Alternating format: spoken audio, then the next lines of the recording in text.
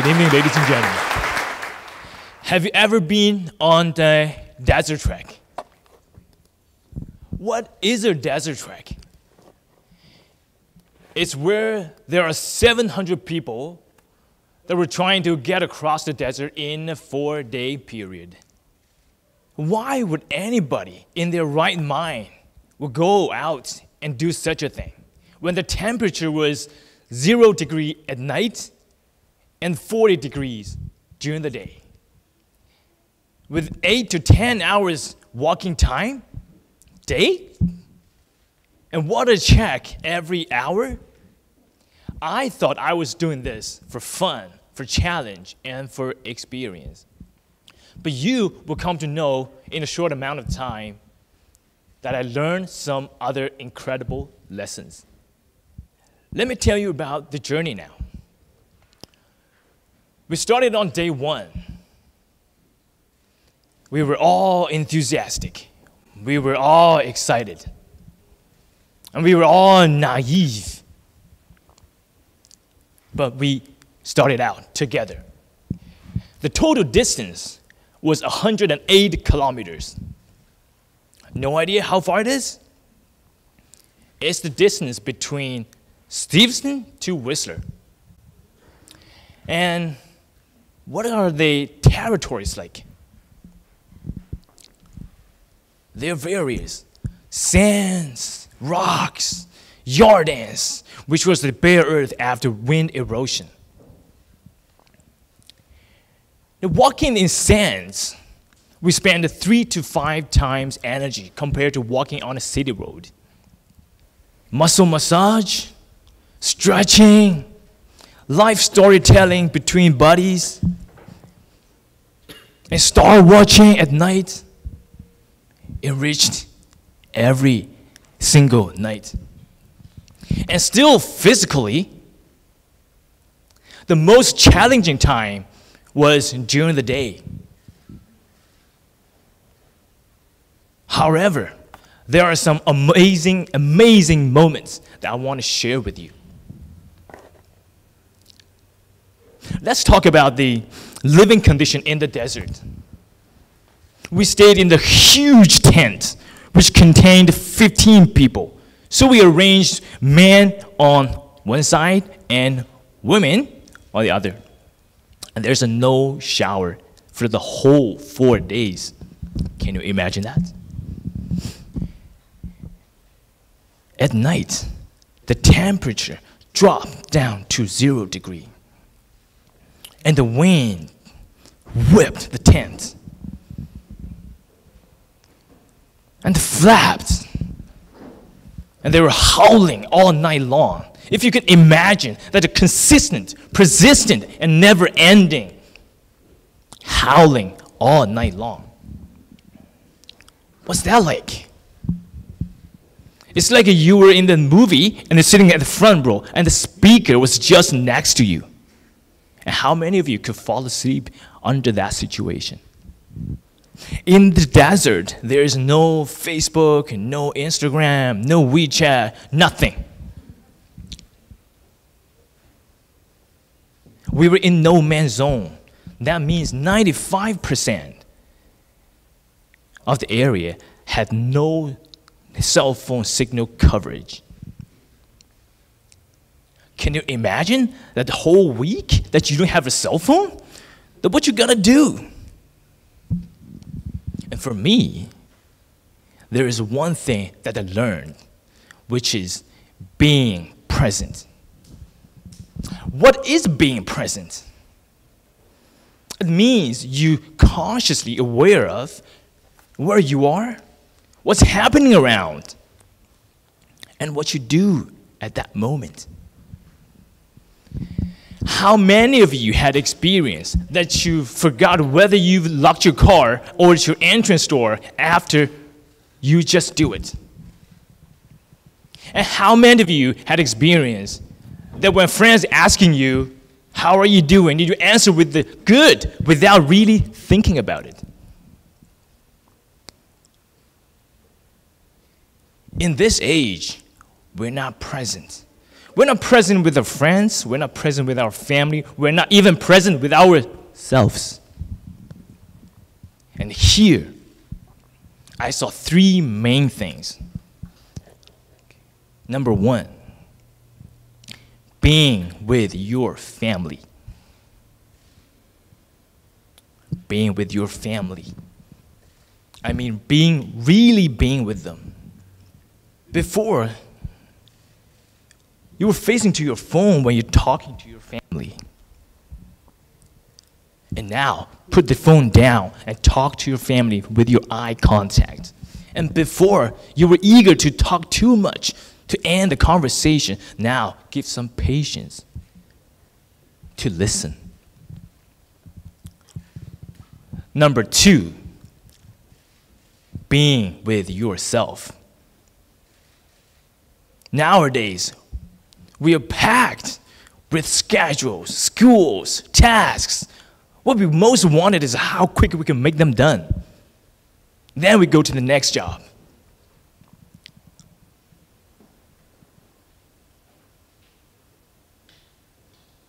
And now, stop a little bit and be aware of where you are. To feel it. Give you some time to calm, to meditate, to feel that moment, what you feel at that moment. For example, tonight, you spent hours here. When we got home, ask yourself a question. What did I learn tonight? What's the best part that got me?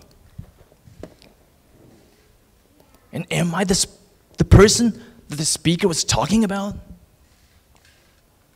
And number three, being with the environment. We are too busy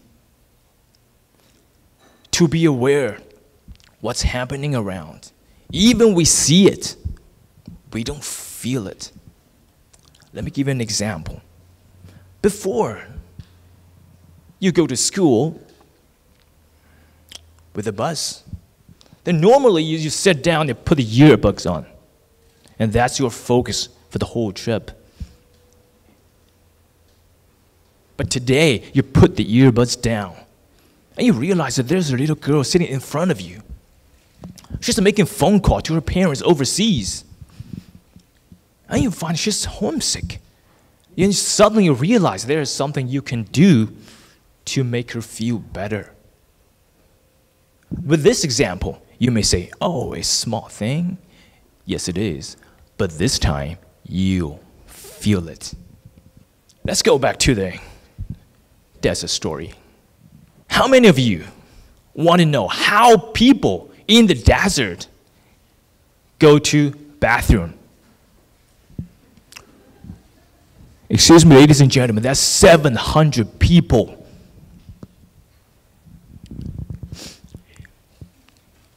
Can you imagine that 700 people go to the bathroom?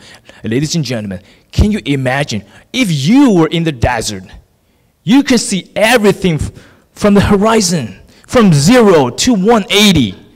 That means you have nowhere to hide.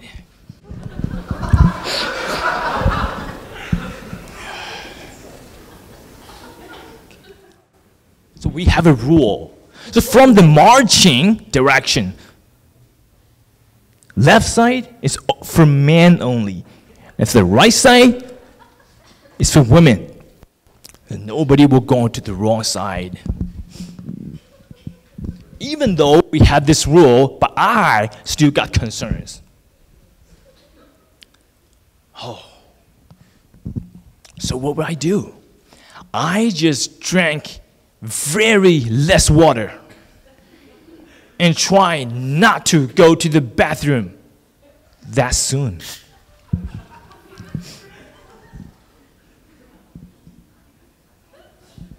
Can you imagine that I drank less water in the desert just because I didn't want to be seen when I pee-pee?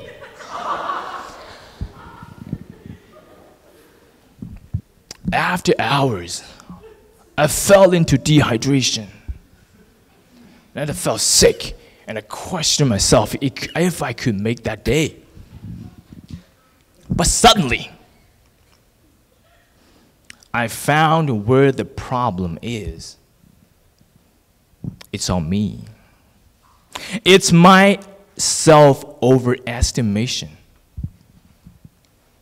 That means I subconsciously thought that everybody's putting focus on me. Even when I go to pee-pee, they still want to watch me.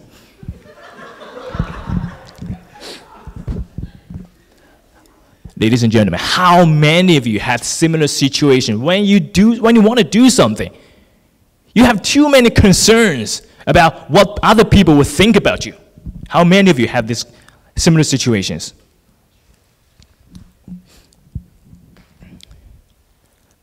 When you think too much,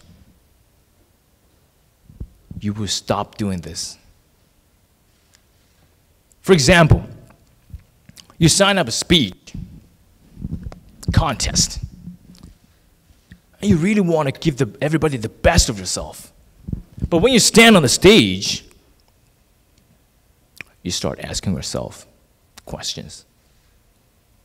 Do I look good today?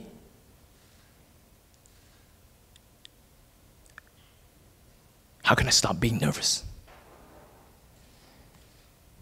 What if I make mistakes? And will they laugh at me? How can I avoid making all the mistakes?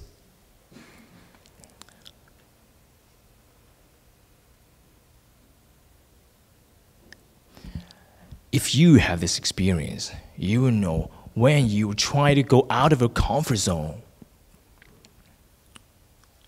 you naturally create imaginations that will make us fail.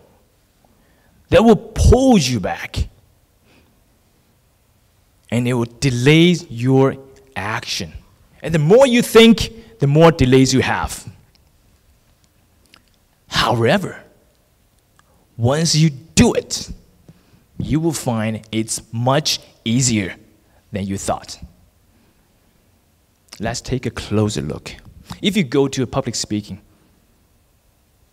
and you're on site, do you notice that people's performance are getting better and better from the beginning?